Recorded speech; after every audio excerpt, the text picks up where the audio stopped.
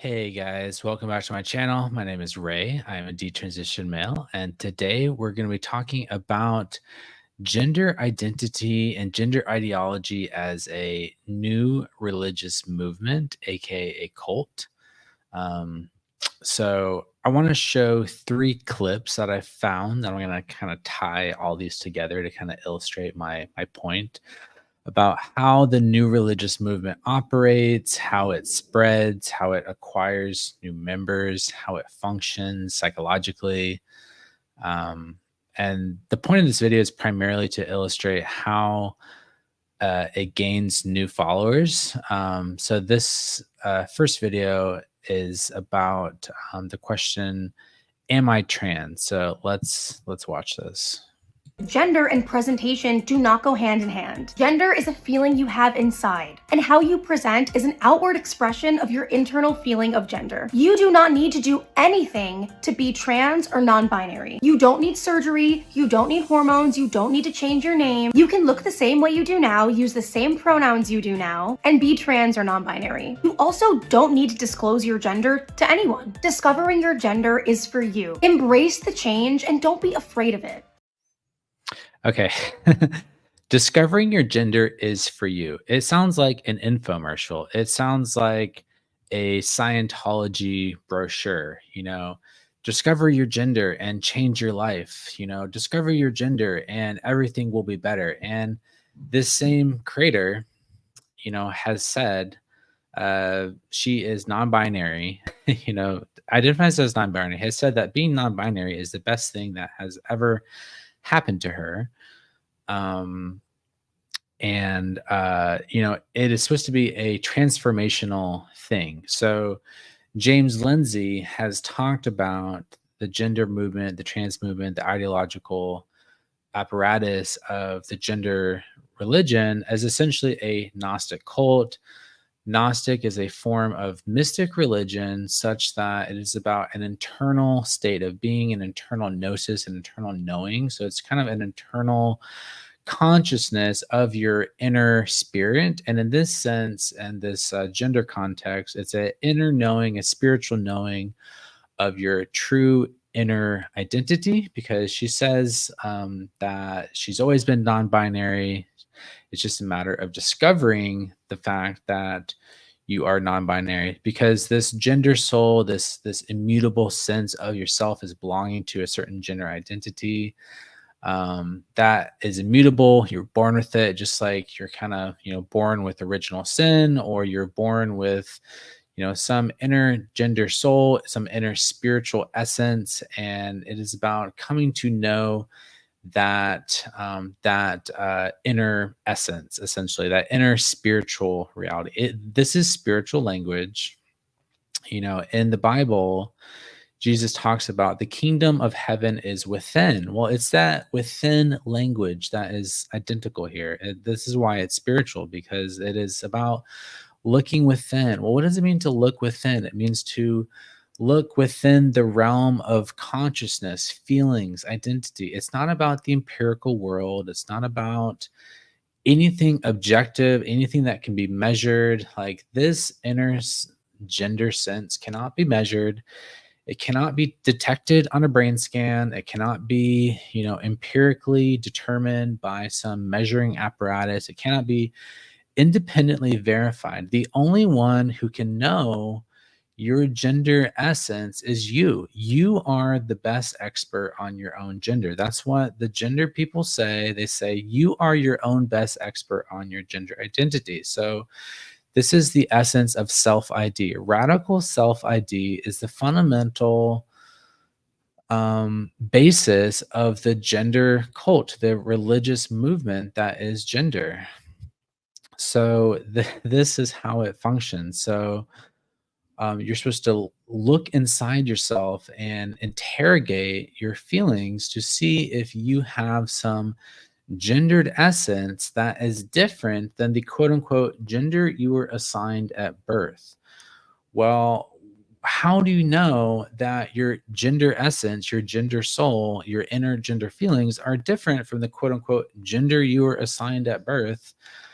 Well, the point is that you just have any sort of like incongruence with the stereotypes associated with your sex. So if you are male and you are sensitive, you like dolls or dresses or makeup, or you don't like sports, you don't like rough and tumble, you don't get along with the jocks, you're sensitive, you're artistic, if you don't fit in with the stereotypes, then you have an incongruence with the quote unquote gender role or the gender essence that you were assigned at birth.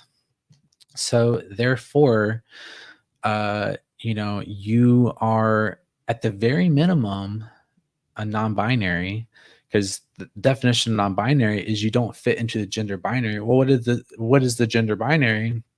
The gender binary is a set of norms that are specific to your sex body. So in our society, whether you're male or female, there is a certain sort of norms and stereotypes that are associated with being male or female. And there is pretty much no person on this planet who completely aligns platonically with the total ideal of masculinity and femininity that is associated with your sex at birth. So I want to jump to this other clip to illustrate what I mean by this. So let's watch this other video. This is a really great question because I genuinely believe that everyone.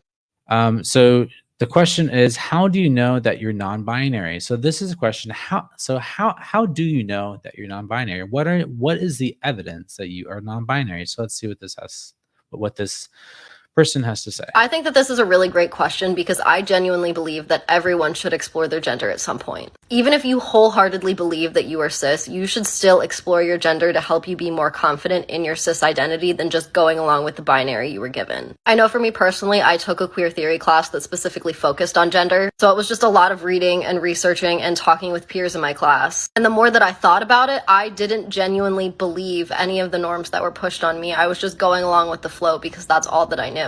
I also have a very vivid memory from my childhood of me just sitting in my room alone thinking to myself, I am not a girl. So even after exploring my gender, that just kind of solidified the whole thing. One of the great things about being non-binary is every single non-binary identity is completely different. We are all our own individualized people with our own specific preferences. If you are able to, I would definitely recommend reading some queer theory, especially in relation to gender, because a lot of those ideas and concepts were things that I had never heard before, and that really helped me on my journey.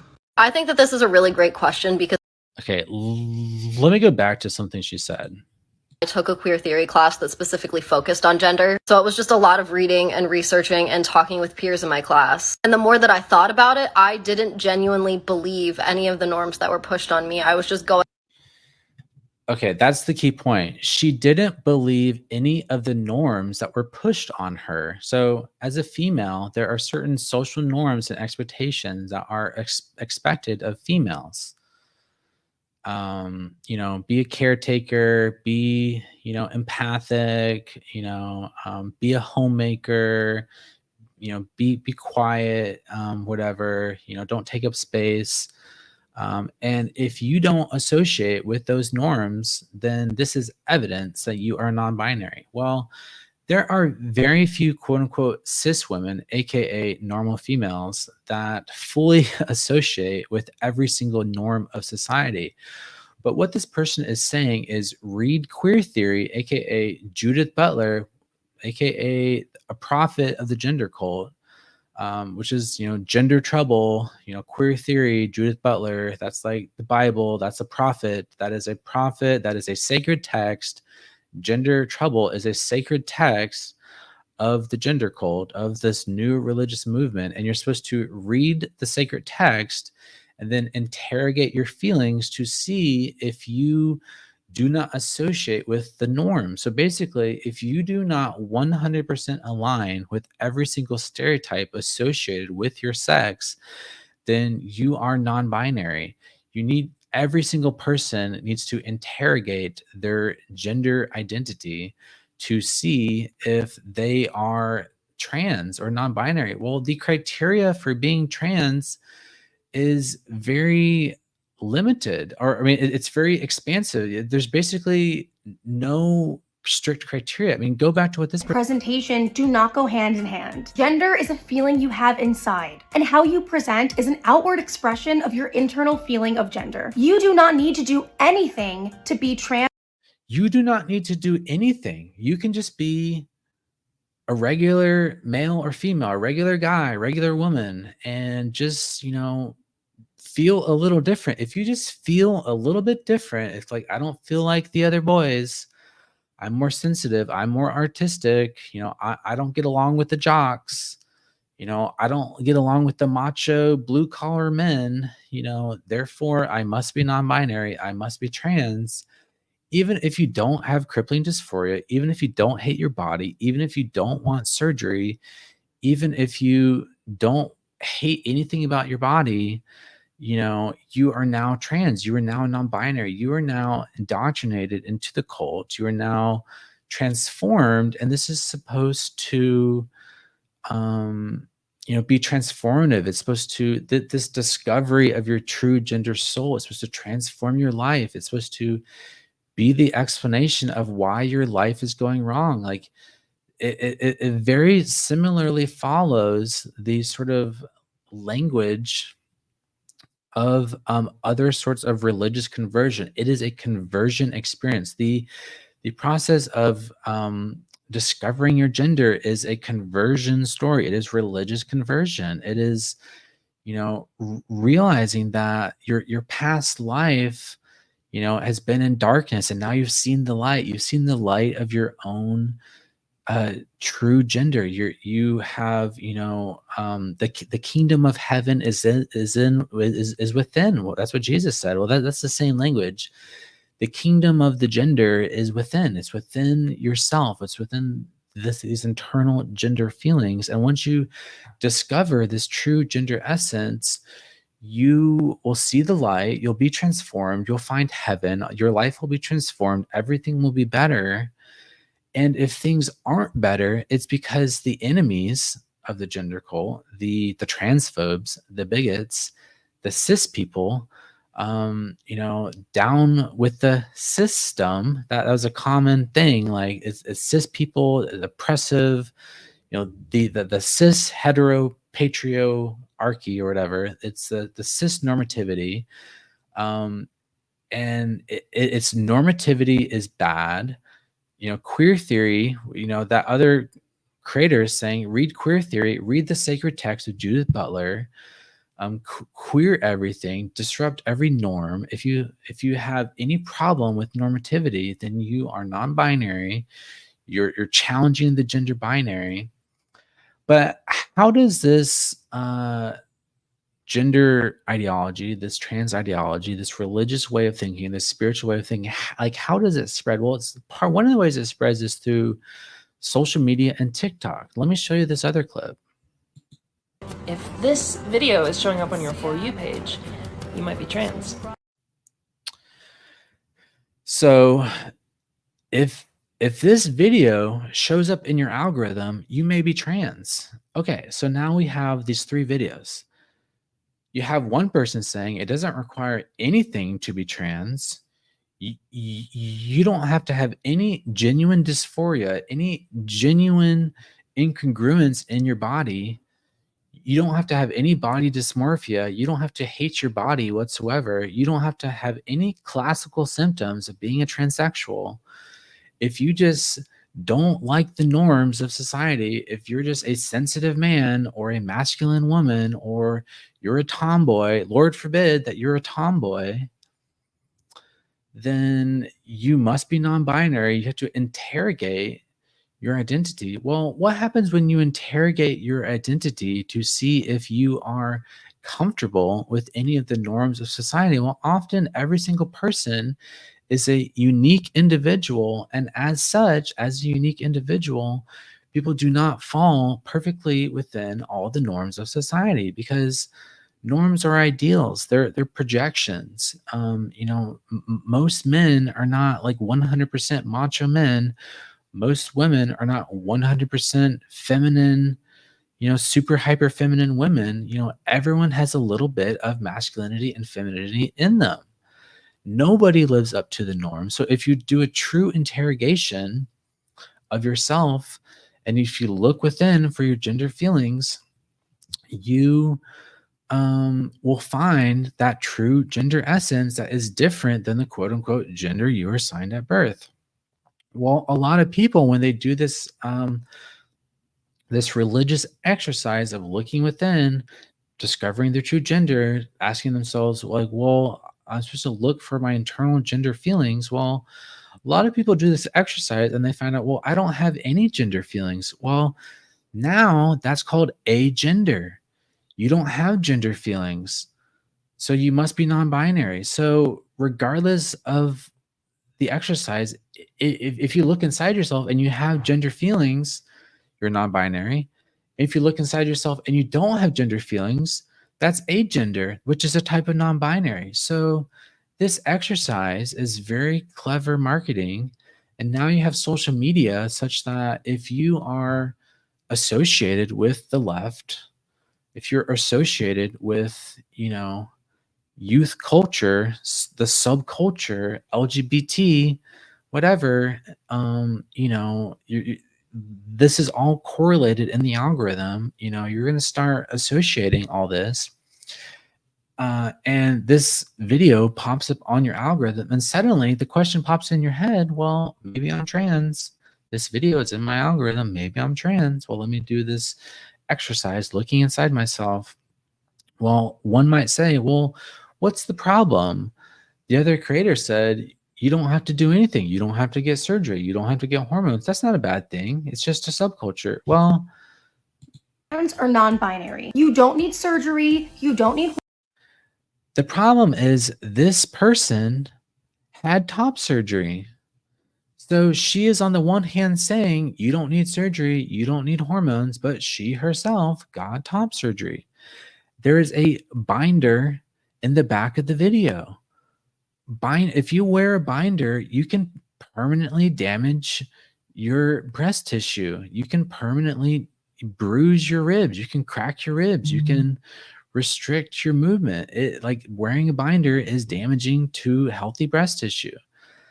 And so even if most trans people, most trans identified people, most non-binary people don't go on to get medical treatments, medical interventions, the trans culture is part and parcel of the trans non-binary culture is medicalization, ritual body modification. And now this is where rapid onset gender dysphoria comes from. It's from the social media, it's from the association. Because let's say, you don't have genuine gender dysphoria. You haven't been suffering with body hatred, body dysmorphia from a young age. Now you do this gender exercise, you have a true religious conversion, you discover that you are non-binary because you are not like the other boys and girls. You are different, you are sensitive, you're a tomboy, whatever. So now you're non-binary, you have this identity. Well, now you have this identity, you're going to start, hanging out with other trans people. You're going to start watching social media about other trans people. You're going to go into discords, chatting with other trans people. You're going to go on Reddit, Tumblr, Twitter. You're going to start talking with trans people. You're going to start hanging out with trans people, talking to trans people. Well, what do trans people talk about all the time? How much they hate their bodies. What surgeries they want, they I hate my nose. My nose makes me dysphoric. I hate my body. Body hatred, dislike of your body, discomfort with your body is very common in the trans community. And regardless of whether this comes from a genuine gender dysphoria, a genuine, transsexual, dysphoria that is, diagnosable as a severe clinical thing, I sincerely believe that there are people who, if they hadn't stumbled upon all this, they would not develop this body hatred. So this religious movement is causing people to hate their body more so than they otherwise would have. And if they already did hate their body and then they stumble upon this. It provides a religious, spiritual justification for hating your body. And then rather than dealing with that through therapeutic intervention or, like dealing with in some way other than ritual body modification, um, you know, like, so I'm not saying that there are no genuine transsexuals. I'm not saying that there's no such thing as like genuine gender dysphoria, but I'm saying that this association, I do believe that it is causing the development ex nihilo, out of nothing, out of like it is encouraging gender dysphoria in people who may be able to deal with it in other ways that are not so extreme. So that is the problem. It is the association that this religious movement is part and parcel of this culture. This is a subculture. It is a religious subculture. It is a decentralized religious spiritual movement. There's no centralized leader, there's no hierarchy, there's no central trans leader, but there are influencers like this who are providing the language, they are providing the culture, and then you hang out in these communities and you start associating, um you know, like, and it's very normal to dislike your body. It is very normal to like find problems with your body. Or if you're a female, it's very common to not like aspects of your body because females are sexualized. So if you're being sexualized, well, you might want to remove the parts of your body that cause you to be sexualized. Or if you're male, you might feel different from the other boys. You might feel different from the other men. Or you might have AGP. And I'm not saying that like for adults that these medical interventions are never the answer, but I'm saying that it is also considered transphobic conversion therapy to even explore alternative things psychologically that might be going on that might cause you to desire to modify your body, that might cause you to question why you took on this religious identity, why you had this conversion experience. What psychological needs was this religious conversion doing to help you? Like, what problems in your life, what childhood experiences, what potential traumas, what potential mental health comorbidities like autism, depression, anxiety, trauma, internalized misogyny, internalized misandry. There's many other things that could be going on in your life besides genuine classical transsexual dysphoria. I'm not saying that genuine classical transsexual dysphoria is not a thing. I'm just saying that when you frame this whole thing in terms of religious spiritual language, such that if you discover your true gender essence, you'll have a transformation and you'll transform your life, that prevents psychological therapeutic exploration of what might also be going on, for people who do not have genuine transsexual classical gender dysphoria, which is essentially a form of body dysmorphia. It's a dislike of the body. Well, I do think that body dysmorphia, dislike of the body, hatred of the body can be induced via culturally mediated, socially mediated mechanisms such as social media and this new religious movement.